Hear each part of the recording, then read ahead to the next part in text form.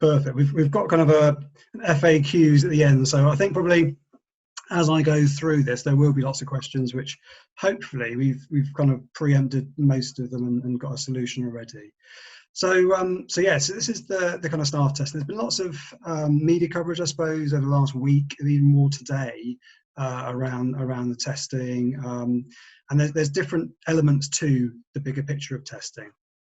So in schools, secondary schools, there's been some trials. In fact, Anthony, I went to see a school in action the other day, and what they have got set up in secondary to this point has been a little bit different. There was even something today saying that they're going to pause for now the daily testing in secondary schools when there is a confirmed case. But all of this kind of, I want you to put to one side, because we had two very clear webinars this week specifically for what it looks like for us right here, right now. So put all that to one side for now, go through this, and then of course come back with any questions at the end, okay? So a few kind of key points, I suppose, to kick off with. So key point number one is why. So why is this being rolled out to staff in primary schools? And it's clear from the webinars that this is for asymptomatic testing. This is not for symptomatic testing. That follows a different route, and we'll come back to that in a minute. And it's important because the science is showing people that 1 in 3 who do test positive were asymptomatic. So if we can identify asymptomatic positive cases, then that will ultimately keep us all safer. It was really interesting talking to the head teacher at the Paul Grammar School the other day of the impact on the staff of introducing testing. And actually there was a very clear impact that people breathed a sigh of relief and actually really welcomed the testing as a way of just kind of, having a finger on the pulse really of where they are in their current situation. So hopefully this will bring some, again, same for us really, some peace of mind. Of course, that goes without saying, as Anthony mentioned earlier, we can't then take our foot off the pedal and not worry about the distancing, etc. All of that remains in place, and it's absolutely vital. So what does testing look like? Just again, these are key points, but testing will be done twice a week on a Sunday evening or Wednesday evening at the moment. This is there's a bit of freedom. This is not what we're told to do. This is what we think is going to work best, and I'll explain later why. Starting this Sunday, fingers crossed, we have the delivery of tests on Friday. And these tests are lateral flow tests, or lateral flow devices, and they detect proteins in the virus. And in the webinar yesterday, we had a doctor kind of explain this in great detail. I'm not a doctor, I can't explain in great detail, but essentially it's a lateral flow test, which is not the same as if you were to go to Creekmore or the home testing kits that you might get sent to the post, which are the PCRs. Now, I didn't know what PCR stood for until this week, which is a polymerase, probably said that wrong, chain reaction, which does something different. I'm not going to pretend I know what, does something different to the lateral flow device. But the ultimate thing is the lateral flow devices are great at unpicking and identifying asymptomatic cases. I've already mentioned that. Anthony's mentioned that. I'm going to say it again. It doesn't replace what the other things we've got in place. The fact that we can say that we're negative on a particular day does not mean to say that we can then burst bubbles and do all those other things. Everything else still remains. Another thing to mention at this point, and I'll mention it again at the end as well, is it's not mandatory. Okay, it's mandatory that schools provide it, but it's not mandatory that staff take it up. Okay. Of course, as they said on the webinars, the more the better, essentially, because success of the public health initiative is based on uptake. And the more of us that do it, then of course the better data will be. But it's not mandatory. The other thing to mention here is that Kate in the office will be taking a bit of a lead on the management and the organisation of all of this as well. So she's going to be your kind of go-to person in time. Okay. So when do we administer these tests? I'm going to run through what that actually entails a little later on, but when to actually do it. So we're saying on a Sunday evening between 6 p.m. and 8 p.m, just after Songs of Praise and just before Last of Summer Wine. And we're going to say kind of not before and not after. And the reason why we're saying this 2-hour window on a Sunday is this. A Sunday, if you track back 48 hours from a Sunday to Friday, essentially, we want to minimize the amount of contacts, in school contacts, in that time. So from 6 p.m. on Sunday, you could track back 48 hours to 6 p.m. on Friday. Fingers crossed, we can kind of say, well, actually, you know, from a school point of view, in terms of the effect that somebody who is positive might then have a ripple effect on the close contacts and bubbles going down, all those kinds of things. Not only does it eliminate, hopefully, the risk of there being any close contact in school, because people shouldn't be here at 6 o'clock on a Friday evening, but it also gives us time on a Sunday evening to then organise and manage things should we need to. And the same, and probably more important so, actually, on a Wednesday, because if on a Wednesday somebody were to say that they were positive, obviously that would have implications on close contacts and bubbles. Doing it first thing in the morning, which is another alternative, would give us a very small window to then close bubbles or reorganise staff and things like that. So at the moment, it's looking like a Sunday evening or a Wednesday morning, Wednesday evening as well. Apologies. So, to be clear, Sunday evening, Wednesday evening. That may change. Some of this stuff may change, but this is how we're looking at it at the moment. So then, how to actually do it, what it entails. So you will be given a set of kits, essentially, I believe 7 each. And in that kit, there are some bits. So you've got these 6 things. It does say these illustrations are examples. Exactly what's in there will be what's in there, but these are the examples that we snapshotted the other day from the webinar. So you've got a swab, you've got a little test strip, which is the thing that comes up like a pregnancy test with lines on. You've got some extraction buffer sachet, which is basically a liquid, and then the extraction tube. Then you've got an extraction tube holder, which is actually, I'm assuming, part of the cardboard box it comes in. Very clever. And then a plastic bag, a waste bag. Okay, so each kit essentially has those things in. And then before you kick off anything, they were very clear that you needed a few things: a mirror to see down your throat, possibly up your nose, some tissues, some hand sanitizer, or possibly soap and water, access to soap and water, a watch or some means of timing, and a clean, dry and flat surface to kind of lay everything out in. And I think it's fair to say that the first time we do this is going to take a little longer than subsequent times. There is a video, which is probably far clearer than I'm going to be in the next 5 minutes, of explaining how to do it, that's coming up, and they've got an online portal which I've been looking at probably 100 times so far today, and the video is yet to appear. As soon as it does, all of this meeting here and all of the videos, all the guidance documents, etc., will go onto a Sway, and that Sway will be accessible for you to kind of have everything in one place. Okay, and the video will be really, really worth watching to see exactly how it's done. But essentially, wash your hands first, and then you can get going and get yourself prepared. So I'm just going to read through the steps 1 to 8. So you take the test strip out, place it on the clean surface, and then once you've opened that test strip, it's got to be used within 30 minutes. All right, you've got 29 minutes now to do the rest of this stuff. So you can then twist off snap open the sachet, and you put the whole lot into the little tube sachet holder. Pop it into the cardboard hole so it stays upright, so it doesn't tip over. If it does, by the way, start afresh. Okay, none of this stuff can be reused in another kit. So you know, if something happens to one kit, dispose of and start again. All right. Number 5, blow your nose. Blow your nose before you start. All right. Number 6, wash your hands again. Number 7, find the swab and then open the swab packet and take it out. All right. So you're going to set up a little bit now. You've got the swab in your hand, and so now's the time to get going. So this is where you might use a mirror to help you, but you've got to hold the swab between your fingers, open your mouth wide, and rub the fabric tip of the swab over both tonsils, or if you've had them out where they used to be, with a firm contact 4 times on each side. Okay, some of you would have had this done already as part of a PCR test. Number 10, you've then got to take the same swab and stick it out one nostril, and he said about an inch-ish. Obviously don't continue to push if it hurts, was a medical thing.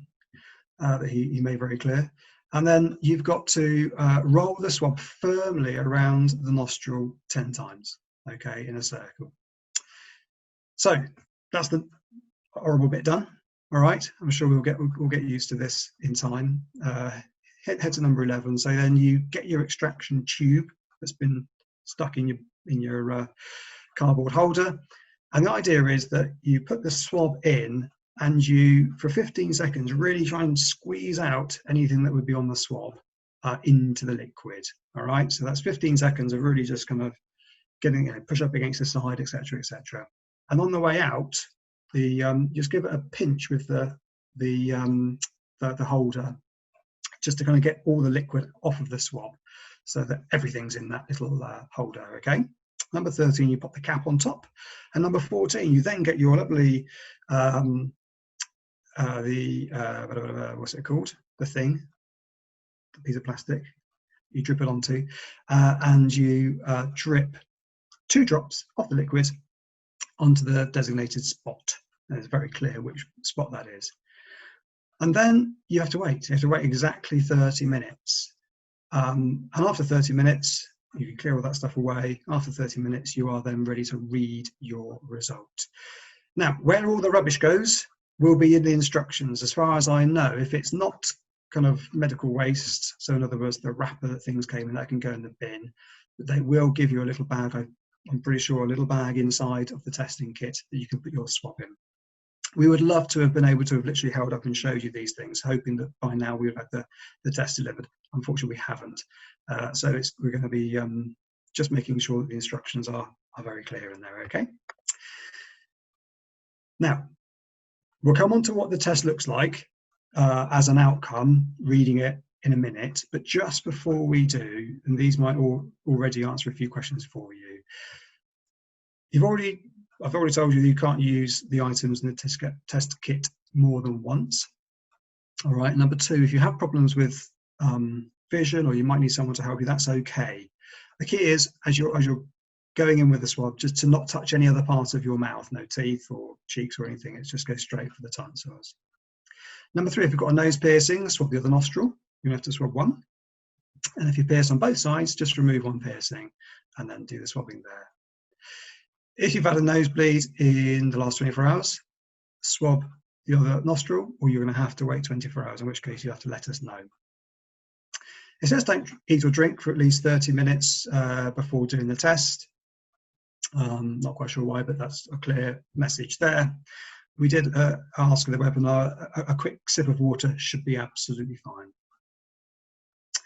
And then the throat and nose swab is best. If there's a reason why you cannot take a throat swab, you simply do both nostrils 10 times each. Okay. So try the throat first, if not, both nostrils. And in terms of storage, please don't put them in the fridge, effectively. So store the test kit at room temperature or in a cool, dry place. Don't leave in direct sunlight either. And then the kit should just be at room temperature. So when you use it, if it has been stored in a really cool place, then just leave it in room temperature for 30 minutes beforehand. Okay, let's move on to the second part.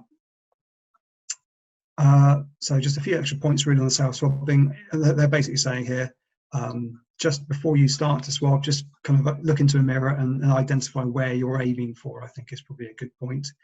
And it says here about 1 inch up your nostril as well. All right. A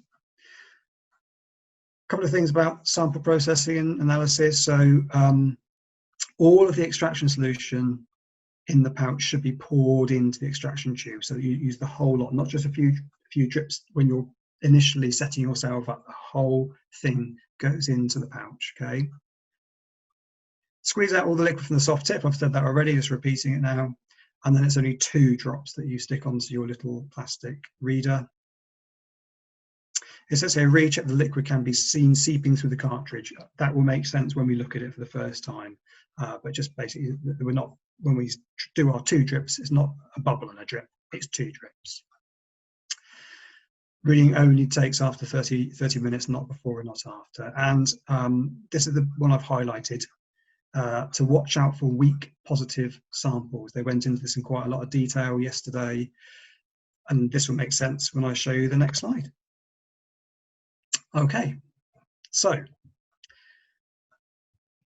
over here you've got your reader on the right hand side here, in the blue and the yellow. That's what the reader kind of looks like. It's a little plastic thing, and it will have a strip in the middle, and over time either 1 or 2 lines will appear over the 30 minutes. Okay, so let's have a look and see how we read these things. So looking at the negative result on the left, you've got 2 places where a line will appear. The top one is C for control, which shows it's worked, and the bottom one is T for test.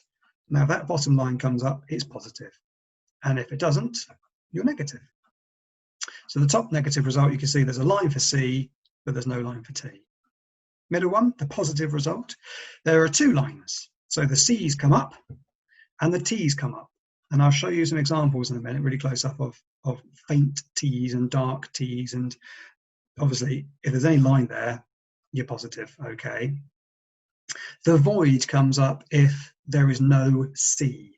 Now, a void is most likely the result of an error in the little measuring plastic bob thing, as opposed to anything that you've done. We understand. There is something you need to do if a void comes up, and that's to repeat it. So you repeat the whole process again, disposing of everything that you've been using so far, and start afresh. If you get 2 voids in a row, then you do something else. Basically, you call Anthony, and he'll solve it for you. But I'll come on to that solution in a minute, all right? But just before I do come on to the outcomes and what we do, let's take a little look a bit closer up at those blue and yellow. So on the left-hand side are negative results, okay? So you can see there's no evidence of any line in the T whatsoever, all right? As long as there's a line, there's a little bit of a smudge on a couple of these, that's okay, so long as there is a line. If there's a smudge with no line, then that's a void, all right? If there's a line in the C only, you are negative. But you can see that even some of the C's are different strengths of darkness of colour there. And then to the right hand side in the yellow, all of these are positive. And look at the difference between the dark ones here and the one below it is very, very faint. So faint lines equals positive when it's faint at the T, as well as a darker line, okay? So what do we do? I'm going to skip over this bit. This PowerPoint will be available on the Sway, but effectively what you do will be different depending on whether it's negative or positive for some things, but there are certain things that you will need to do that are the same for every single result, okay? One of the things you have to do for every single result is report it twice. Now that might seem a bit overkill, but this is what we've been told we have to do. So you have to report it on the government website. I'll come into the details on that in a second. But you also have to, we've got our own system within school, which is a Google form, again, all on the Sway, and you click on that, and then there's a few questions as to whether it's positive, negative, void, or a double void, and then what to do, and I'll show you that in a second. But I want to focus on just the top bit here with the yellow highlighting for a positive result, because a positive result in an LFD, the lateral flow device that we're using, will mean 2 things. Number one, we have to isolate as a normal positive result, isolate a household, etc. But you'll also need to get a confirmatory PCR test, which is the one that we get down at Creekmore or the like. Now, if the PCR test comes back positive, then that's just confirming. If the PCR comes back negative, the negative PCR test actually overrides the positive lateral flow. And I'll come on to kind of how effective and accurate these LFD tests are. They're pretty good, but just to be clear, you book a PCR test if it comes back positive. If that is then positive, of course, it just confirms it. If it's negative, it overrides it. And you'll be in contact with Anthony or myself to discuss what that then actually means. But it means that essentially we can not need to isolate anymore. So the bubbles, if any bubbles were to go down, they also can return, okay? So reporting your results. So it's reporting all results, not just a positive one. Whether it's negative, positive, void, or double void, we need to report it in 2 places. Of course, if it is positive, get on the blower to Anthony as a first point of call. So you've got the Track and Trace website, and then we've got our Google form, all right? And I'm going to show you what both of those look like in a second. But just to kind of bring us up to speed as to where we've been so far. So we've prepared the area, washed our hands, we've got ourselves a mirror, we've done all of those things. We've then conducted the test, done the swab, and we've squeezed it out, and we've dropped 2 drops, etc., etc. We've waited for 30 minutes, we've read it, and now we're ready to report it in those 2 places. So the Google form is our own form, and it just allows us, and we must do this, we've been asked to do this, to keep a record of when tests were completed. Of course, just so we can keep up with kind of knowledge and staffing and making sure that we've got everyone covered. So the form is very simple. It's a date, your first name, surname, and just 1 of 4 options, okay? Positive, negative, void, or double void.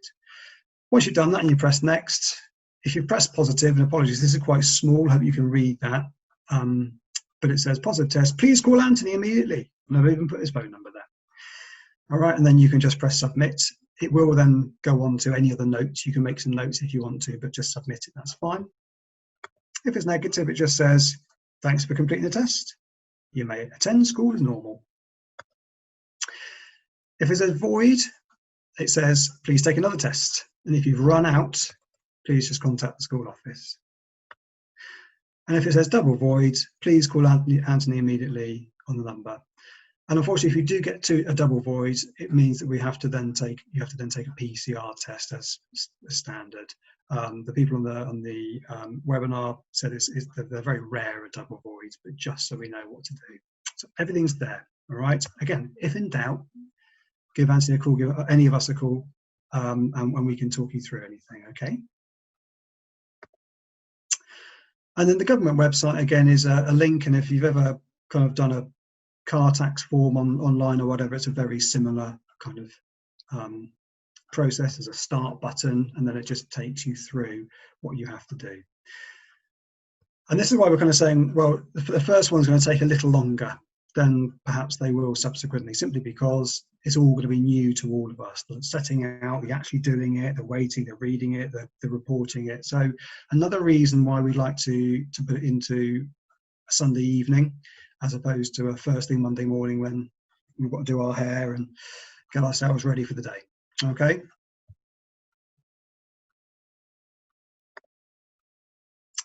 Okay, so I think the next step for everybody is to consider the guidance and consider, obviously, everything that I've just talked you through.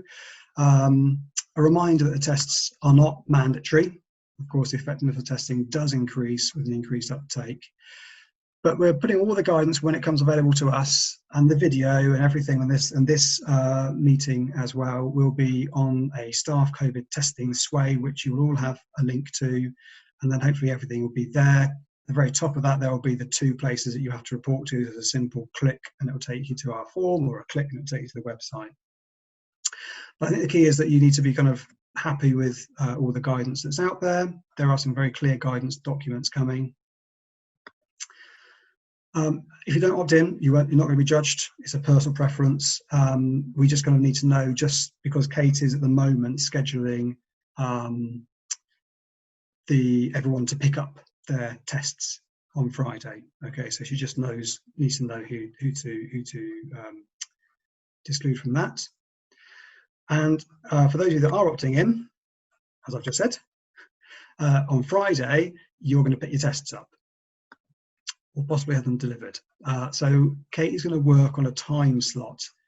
Now what we're going to do, we found out today that the tests are not going to be delivered until Friday. Fingers crossed, that'll be Friday morning. Therefore, Kate is going to put all of your pickup times into the afternoon. So you'll get a time to come down to the foyer area in school. You need to sign a disclaimer form to opt in as such, and then you'll be given 7 sets to start with. We'll work out how we then get more, how you pick up more in time later on, and then we'll do that for every single member of staff. You might think, oh, I'll go and collect all the year 3 ones and take them back. No, we want everybody to do themselves, so they get to sign that disclaimer, and Kate is going to be kind of out of the office for most of Friday, just really orchestrating all of this and making sure that it's all ready to go. All right. Worst case scenario, if it doesn't come until 3 o'clock on Friday afternoon, we'll enact Plan B, which I'll think about tomorrow. If you are working from home on Friday, then could you give Kate a call, or Kate may give you a call to work out an appropriate time for you to either pop in to school and collect them briefly if you're local, close, etc. Collect, I'm going to just discount that one actually. I'm going to go 1 and 3, not 2. So either pop into school on Friday, or we might be able to get tests delivered to you.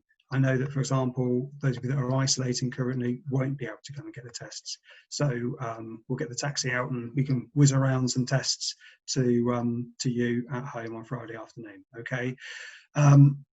So if you know that you definitely can't attend on Friday for whatever reason, tomorrow Kate is going to be sorting out the timetable. So at some point tomorrow, perhaps tomorrow morning would be best, could you give Kate a call?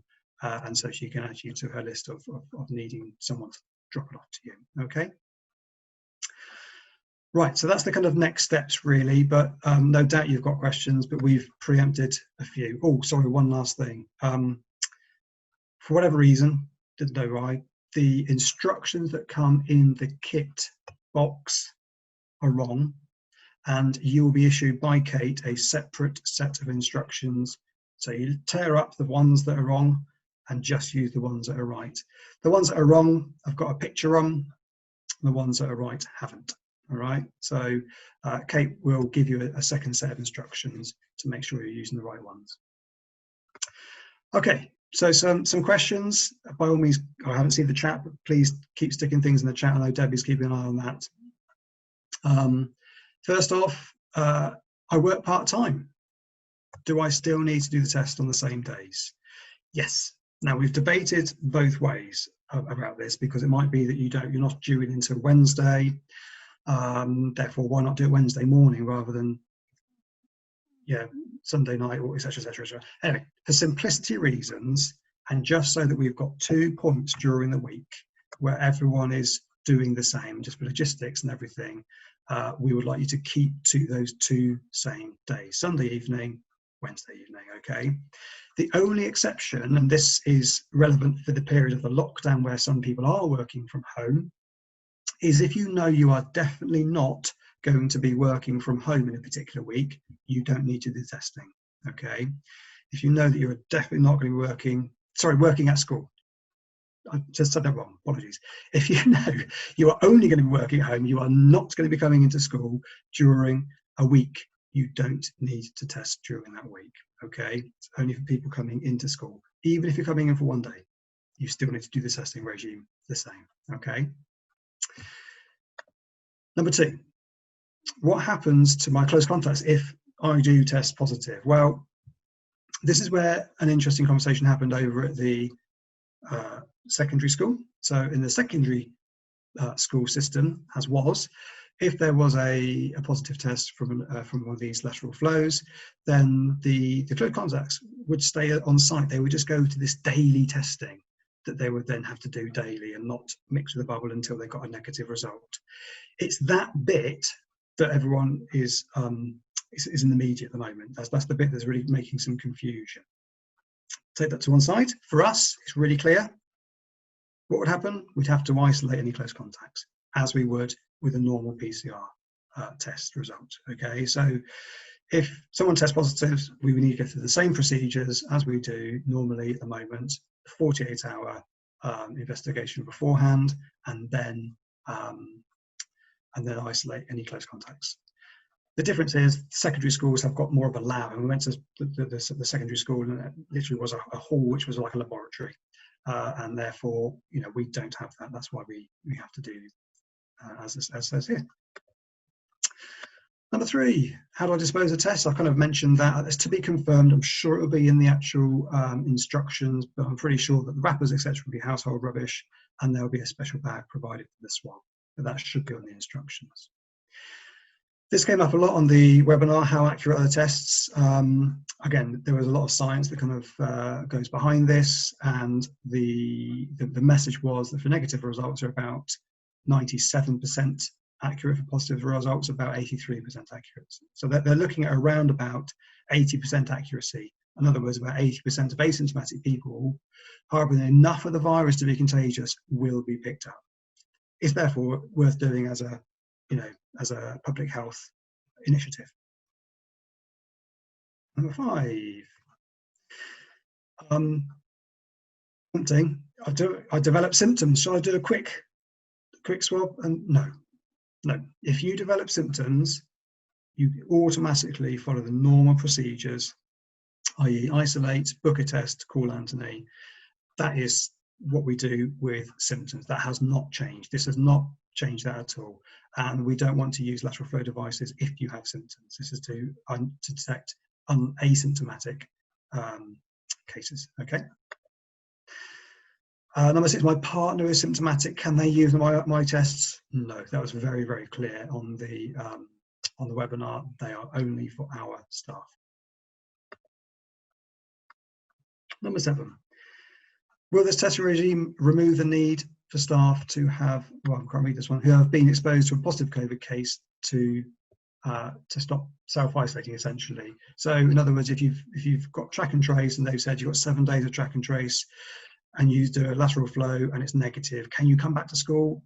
No, the government isolation advice continues, lateral flow or not. So if you've been asked to self-isolate for whatever reason, a member of your household has got it, or you've been a close contact on the track and trace app, you have to continue to. These tests do not overrule that.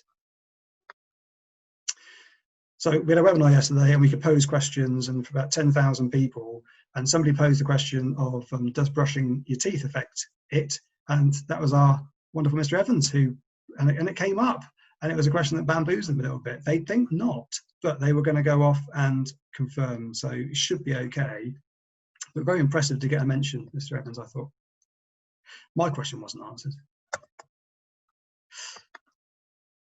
Number 9, do I still need to take a test if I've been vaccinated? Again, they were very clear. Yep, the science cannot tell us if being vaccinated eliminates the risk of transmission. That's the simple thing. And I think, although I did see a news item today that teachers and police may be moved up the list of potential vaccinators, but no, even with vaccination, still have to continue to do the test. And can I take them if I'm pregnant? Yes. I've mentioned this before, but I'm going to say it again. So if you have a positive lateral flow device, if it comes back positive, and you phoned Anthony, you've booked a PCR test, and that one comes back negative, what happens? Like we said before, we clarified as a Public Health Dorset today, the negative PCR overrides it. You can come back. If I have a cold or runny nose, can I take a test? Yes, just blow your nose beforehand. That should be fine.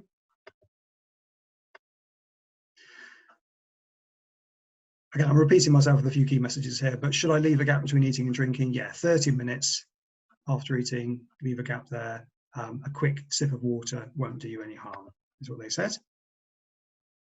And finally, did the government cancel testing in schools today? No. I've already mentioned what they did today. It's separate to what we are doing.